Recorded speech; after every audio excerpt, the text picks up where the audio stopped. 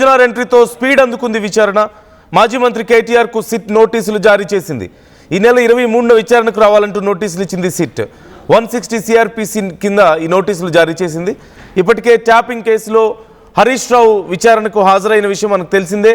2023 ఎన్నికల టైంలోనే ప్రతిపక్ష నేతల ఫోన్లు ట్యాపింగ్కు గురయ్యాయంటూ సిట్ విచారణ చేస్తుంది. ప్రతిపక్ష నేతలు, సొంత పార్టీ నాయకులు, కుటుంబ సభ్యులు ఇంత పెద్ద ఎత్తున ఆరోపణలు చేస్తున్న విషయం మనకు తెలిసిందే. ఇప్పుడు ఈ కేసుకు సంబంధించి విచారణ వేగవంతమైంది. ఇప్పటికే హరీష్ రావును 7 గంటల పాటు విచారించారు సిట్ అధికారులు. ఎంత పెద్ద గందరగోళం జరిగిందో మనం చూసాం విచారణ సందర్భంగా. తెలంగాణ భవన్కు రావడం హరీష్ రావు, అక్కడ పెద్ద ఎత్తున నాయకులు, కార్యకర్తలు గుమిగొడ్డం, అక్కడి నుంచి సిట్ కార్యాలయాలకు వెళ్ళడం, అక్కడ కూడా పెద్ద గందరగోళం చేయడం అంతా జరిగిన తర్వాత ఇవన్నీ నథింగ్, వీటన్నిటికీ భయపడేటువంటి చిన్న చిన్నోళ్ళం కాదు మేమని చెప్పి చెప్పడం మనం చూసాం. ఇప్పుడు సడన్గా కేటీఆర్కి నోటీసులు జారీ చేసింది సిట్ బృందం. రేపు కేటీఆర్ విచారణకి హాజరవ్వాలి శుక్రవారం రోజు.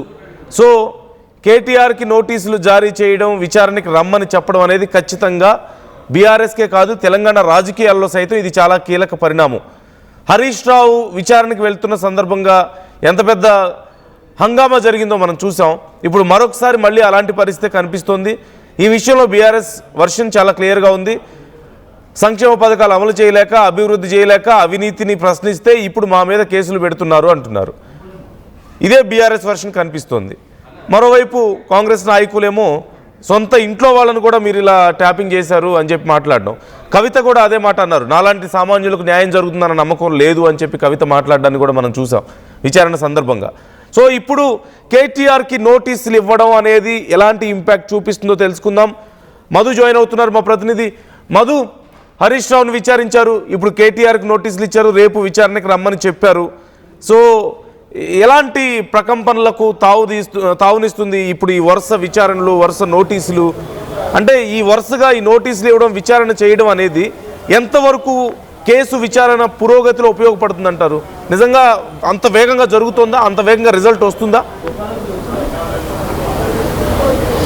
ఎగ్జాక్ట్లీ, అంటే దీనికి టైం బౌండింగ్ ఉంది. ఇప్పుడు ఏర్పడినటువంటి సిట్కి రెండవసారి సిట్ ఇది. మొత్తం 9 మంది సీనియర్ ఐపీఎస్ అధికారులతో సజ్జనార్ నేతృత్వంలో ఏర్పాటు చేసినటువంటి సిట్ ఇది. సో దీనికి మార్చ్ లోపల, ఎందుకంటే సుప్రీంకోర్టు చెప్పింది మొన్న మార్చ్ సంబంధించినటువంటి 15వ తారీఖు లోపల ఈ ఫోన్ ట్యాపింగ్ వ్యవహారానికి సంబంధించి ఏం జరుగుతుంది అనేటువంటిది, ఇట్లా ఎంతకాలం మీరు ఇట్లా విచారణ పేరిట టైంపాస్ చేస్తారు అనేటువంటిది ప్రభాకర్ రావు విషయంలో కానీ, హరీష్ రావు విషయంలో కానీ కామెంట్ చేసింది. కాబట్టి మార్చి లోపల ఒక తుది నివేదికను సిద్ధం చేయడానికి ఈ ప్రత్యేక సిట్ 9 మంది సీనియర్ ఐపీఎస్ అధికారుల బృందం తీవ్రంగా కృషి చేస్తూ ఉంది, చాలా వేగంగా విచారిస్తూ ఉంది. ఇప్పటికే దీంట్లో బాధితులు, ఆరోపణలు ఉన్నటువంటి వాళ్ళు, ఫోన్ ట్యాపింగ్ వీళ్ళే చేశారనేటువంటి ఆరోపణలు ఎదుర్కొన్నటువంటి వారందరితో కూడా ప్రస్తుతం సిట్ విచారణకు పిలుస్తూ ఉంది. రీసెంట్గా చూసాం కొంతమంది మాజీ ఎమ్మెల్యేలు, కొద్దిమంది ముఖ్యమంత్రికి సంబంధించిన కుటుంబ సభ్యుల్ని పిలిచారు, వారి విచారణను రికార్డు చేశారు, ఇన్ఫర్మేషన్ తీసుకున్నారు. రీసెంట్గా మాజీ మంత్రి హరీష్ రావుని 7 గంటల పాటు విచారించారు.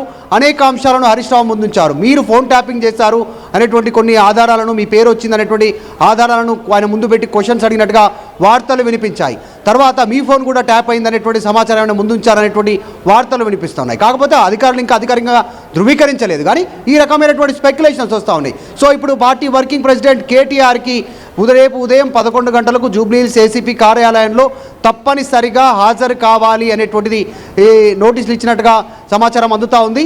ఇంట్లో ఆయన టెంపుల్ ట్రీ విల్లాలో ఉంటున్నారు ప్రస్తుతం. ఇంట్లో ఎవరూ లేకపోవడంతో టెంపుల్ ట్రీ విల్లాకి సంబంధించినటువంటి గోడకి ఆయనకు సంబంధించినటువంటి నోటీసులు అంటించి వెళ్లారు సిట్ అధికారులు. రేపు ఉదయం 11 గంటలకు హాజరు కావాలనేటువంటి, రేపు 23 తారీఖు 2 రోజుల క్రితమే హరీష్ రావుని సిట్ నోటీసులు ఇచ్చి పిలిచింది, విచారించింది. మళ్ళీ అవసరమైతే మళ్ళీ రావాల్సి ఉంటుంది అనేటువంటి చెప్పి పంపించారు. సో ఇప్పుడు వర్కింగ్ ప్రెసిడెంట్ కేటీఆర్ తదుపరి నెక్స్ట్ కవితను దీంట్లో బాధితురాలుగా పిలవడానికి సిద్ధమవుతుందనే వార్తలు వినిపిస్తున్నాయి. తదుపరి నెక్స్ట్ సంతోష్ రావు, మాజీ ఎంపీ, కేసీఆర్కి పక్కనే ఉన్నటువంటి వ్యక్తి. తర్వాత చివరగా ఫైనల్ టార్గెట్ కేసీఆర్ కూడా నోటీసులు ఇవ్వనున్నారు సిట్. ఆ ఫోన్ ట్యాపింగ్ వ్యవహారంలో ఒక కొలిక్కి రానున్నాయా? ఆరోపణలు మాత్రమేనా, ఆధారాలు కూడా ఉన్నాయా? సిట్ ఎలాంటి ఆధారాలను వీరు ముందు పెట్టి క్వశ్చన్ చేసే అవకాశం ఉందనేటువంటి స్పెక్యులేషన్ అయితే నడుస్తూ ఉంది ప్రస్తుతం పొలిటికల్ సర్కిల్లో. అయితే నందు, ఇది రెండవసారి ఏర్పాటు చేసినటువంటి సిట్. ఇది ఆల్రెడీ గతంలో సిట్ ఏర్పాటు చేసింది. దాంట్లో పోలీసు ఉన్నతాధికారులు ప్రభాకర్ రావు కానీ, ప్రణీత్ రావు కానీ, తిరుపతి రావు కానీ, తర్వాత ఇలా వీరందరూ సంబంధించినటువంటి వాళ్ళంతా కూడా దాంట్లో విచారణ ఎదుర్కొన్నారు, రిమాండ్కి పోయారు, జైలుకు వెళ్ళారు, ప్రస్తుతం బెయిల్ పైన ఉన్నారు. ప్రభాకర్ రావు కూడా పోలీసుల రిమాండ్లోనే క్వశ్చనింగ్ జరుగుతూ ఉంది. ఆయన పాస్పోర్ట్ స్వాధీనం చేసుకున్నారు, బయటికి వెళ్లకుండా పోలీసుల నిఘాలో ఉన్నటువంటి పరిస్థితి. అధికారుల వంతు అటు వరకు వస్తే ఈసారి పెద్ద తలకాయలు. గతంలో కాంగ్రెస్ పార్టీ ఆరోపణలు, ఫోన్ ట్యాపింగ్ చేశారు వీళ్ళే అని ఆరోపణలు చేసిన దాంట్లో హరీష్ రావు, కేటీఆర్, కేసీఆర్ వీళ్ళు విచారణను ఎదుర్కొనేటువంటి అవకాశం ఉందనేటువంటి. సో డైరెక్ట్గా పార్టీ వర్కింగ్ ప్రెసిడెంట్ కేటీఆర్కే సిట్ నోటీసులు ఇవ్వడంతో కాస్త బీఆర్ఎస్ సర్కిల్లో చర్చ జరుగుతుంది, రాజకీయ వర్గాల్లో దీనిపైన హాట్గా చర్చ జరుగుతుంది. సో ఏం జరగనుంది? ఫోన్ ట్యాపింగ్ వ్యవహారంలో ఆధారాలు ఉంటే జైలుకు పంపిస్తారా, లేదంటే వీళ్ళ ఆధారాలు లేనటువంటి సిచ్యువేషన్ ఉందా? దీనిపైన అయితే చర్చ జరుగుతూ ఉంది. చూడాలి ఏం జరుగుతుందో. ఇప్పటివరకు ఇంకా బీఆర్ఎస్